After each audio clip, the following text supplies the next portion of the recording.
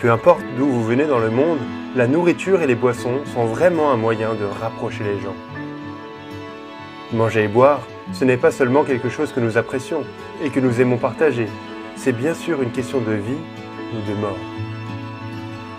À ce sujet, la Bible dit quelque chose de très intéressant. L'homme ne vivra pas de pain seulement, mais de toute parole qui vient de la bouche de Dieu. En d'autres termes, la vie, c'est plus que simplement manger et boire, plus que simplement les besoins et les désirs naturels. Peut-être que cela ne vous surprend pas. Nous nous asseyons tous à table affamés, mais très vite nous avons de nouveau faim. Et avoir soif d'amour, de considération et de bonheur est une expérience humaine universelle. Pourtant, il est tout aussi vrai que notre vide n'est jamais comblé. Jésus a rencontré une fois une femme qui avait été mariée 5 fois et qui était actuellement avec l'homme numéro 6. Elle n'avait pas encore trouvé ce qu'elle cherchait. Lorsqu'elle vient puiser de l'eau au puits, Jésus lui dit « Quiconque boit de cette eau aura à nouveau soif. Mais celui qui boit de l'eau que je lui donnerai n'aura plus jamais soif. L'eau que je lui donnerai deviendra en lui une source d'eau qui jaillira jusque dans la vie éternelle. »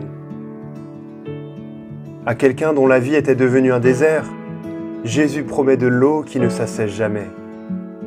De l'eau qui remplit notre vide jusqu'à déborder pour que nous n'ayons plus jamais soif. Le problème, selon la Bible, c'est que nous sommes trop facilement satisfaits.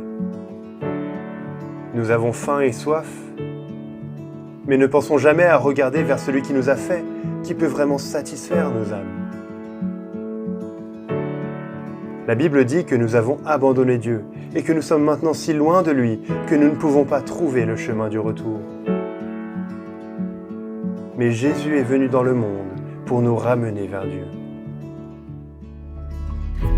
Sur la croix, Jésus est mort pour nos péchés et 3 jours plus tard, il est ressuscité d'entre les morts. Ce fut un tournant pour ce monde vide et mourant. Jésus offre maintenant la vie à tous, une vie si pleine, si réelle, si satisfaisante qu'on l'appelle vie éternelle. Une vie que même la mort ne peut pas détruire, car elle n'est rien de moins que la connaissance de Dieu lui-même. Car Dieu a tant aimé le monde, qu'il a donné son Fils unique, afin que quiconque croit en lui ne périsse pas, mais qu'il ait la vie éternelle.